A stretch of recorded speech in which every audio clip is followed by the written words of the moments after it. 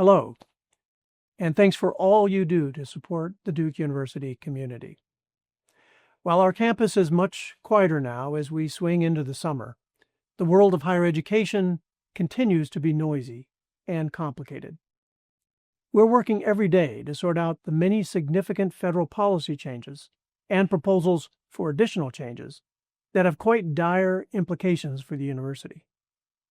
Federal funding threats affect all areas of our work and include severe cuts to research funding, dramatic increases to university tax payments, and threats to our nonprofit status, restrictions on international education, losses of federal financial aid and loan programs, and changes to government-funded healthcare programs.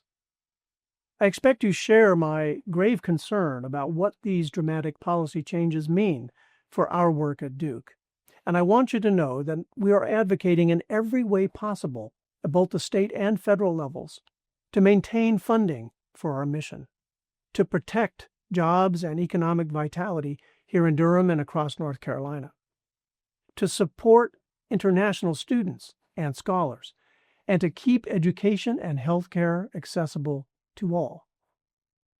I'm personally engaged in this work on a daily basis, along with many other Duke leaders.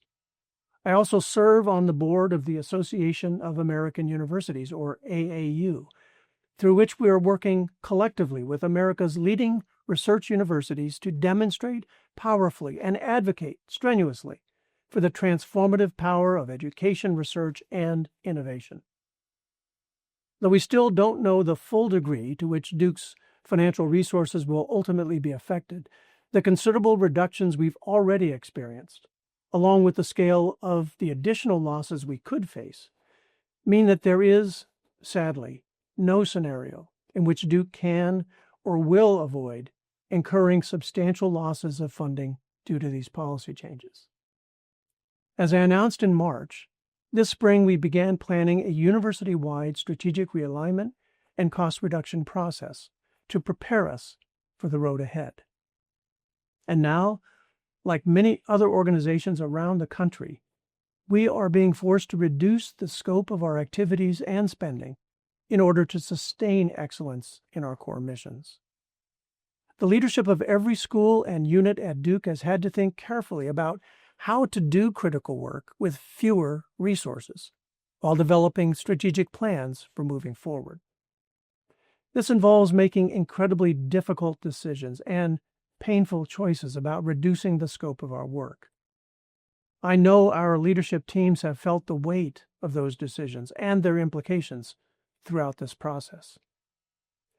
As you are likely aware, we've taken several steps. We've frozen most staff and faculty hiring. We've suspended capital spending on new projects. We've limited non-essential spending. And we're making some tough decisions about our work and how to do it most efficiently. We will, for the foreseeable future, have to be smaller and do our work with fewer people.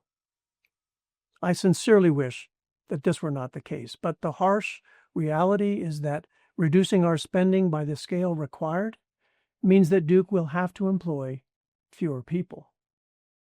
It's likely we'll come to a point where we'll need to engage in involuntary reductions at staff, but first, we're trying to do as much as possible through a voluntary process, one that provides generous separation benefits to eligible staff at all levels of the university.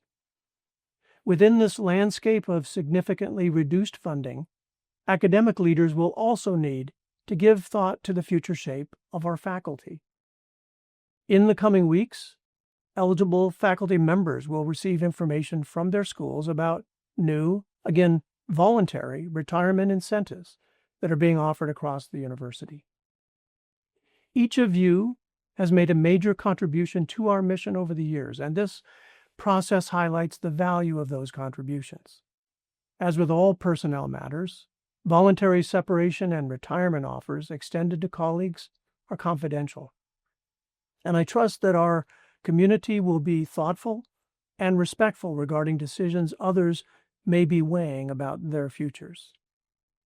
I'm confident that the steps we're taking now will position the university for continued success in the years ahead. But none of this will be easy, and I'm especially aware of the impact these changes will have on valued colleagues and their families. I hope that if you have questions or concerns, you'll discuss those with your supervisors, reach out to your unit HR professionals and other Duke resources for support, and consult the updates.duke.edu website for more information. Yes, these are challenging times. Yet our recent centennial celebration reminds us that the Duke community has faced and overcome many challenges over the past 100 years. I'm incredibly proud to be a part of this community as we enter Duke's second century, and I thank you for your ongoing commitment and support for each other and for our mission.